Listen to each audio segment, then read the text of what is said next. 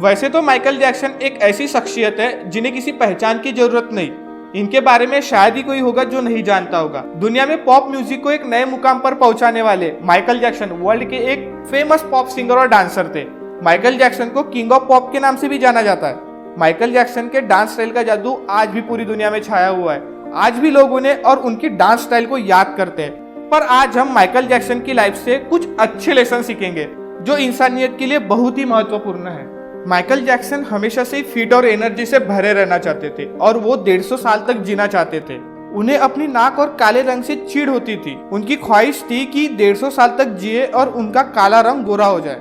Michael Jackson ने दोनों ख्वाहिशें पूरी करने की ठान ली। सबसे पहले उन्होंने अपनी शक्ल और रंगत बदलने की शुरू की। उसके लिए उन्होंने अमेरिका और यूरोप के टॉप प्लास्टिक सर्जन के थ्रू पहले अपने नाक के स्वरूप में और त्वचा के रंग में बदलाव किए। उसी के साथ उन्होंने अपनी टुड्डी और आंखों के स्वरूप में बदलाव लाने के लिए भी प्लास्टिक सर्जरी का ही सहारा लिया। उस वक्त माइकल जैक्सन ही ऐसी शख्सियत थी जिनके एक सर्जरी से दुनिया भर के लोगों ने जान लिया कि ऐसी भी कोई तकनीक है जिससे अपना हुलिया पूरी तरह बदला जा सकता है। हालांकि प्लास्टिक सर्जरी के प्रति अपने इस जुनून के कारण माइकल जैक्सन को काफी परेशानियां भी उठानी पड़ी।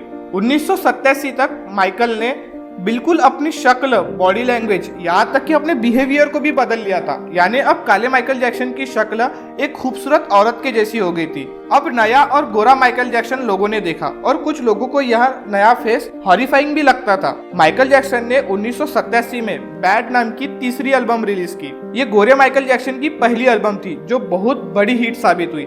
लगभग इस एल्बम की 3 करोड़ कॉपीज बेची गई। इस एल्बम के बाद माइकल ने बहुत सारे सोलो टूर्स भी किए। इस सोलो टूर के थ्रू उन्होंने काफी सारा पैसा भी कमाया। उसके बाद माइकल अपने अतीत से भागने लगे। उन्होंने अपने खानदान से रिश्ते नाते सब तोड़ दिए।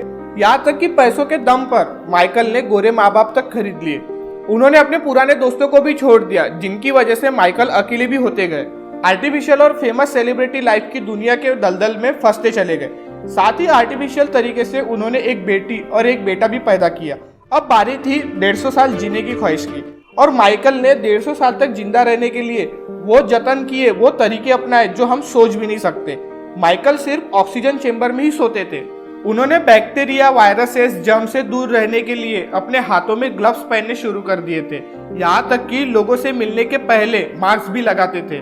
और माइकल खाना भी डायरेक्ट नहीं खाते थे, वो सिर्फ स्पेशल खाना ही खाते थे।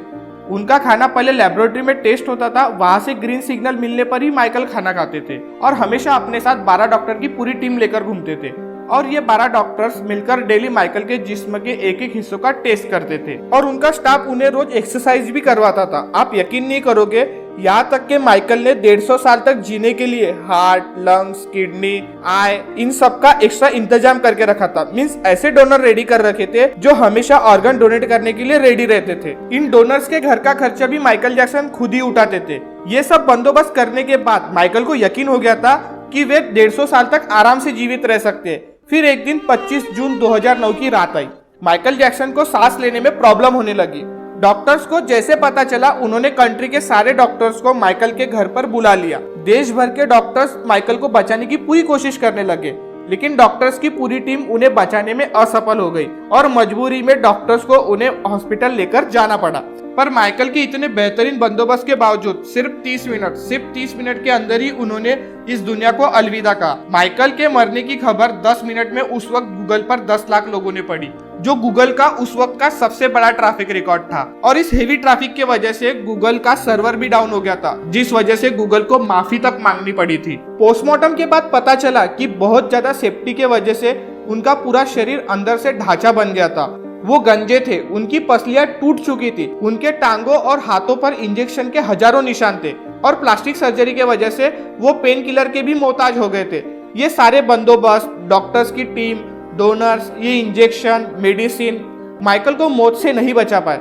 दोस्तों, माइकल जैक्सन की मौत हम इंसानियत के लिए बहुत बड़ा सबक है। चाहे इंसान के पास कितना भी पैसा क्यों न हो, पर मौत तो भगवान के हाथों में ही होती है। माइकल जैक्सन से जुड़ी यह इन्फॉर्मेशन आपको कैसी लगी, हमें कमेंट करके जरूर बताएं। साथ ही वीडियो को लाइक करें और अपने दोस्तों के साथ शेयर जरूर करें। Thank you. जय हिंद, जय भारत।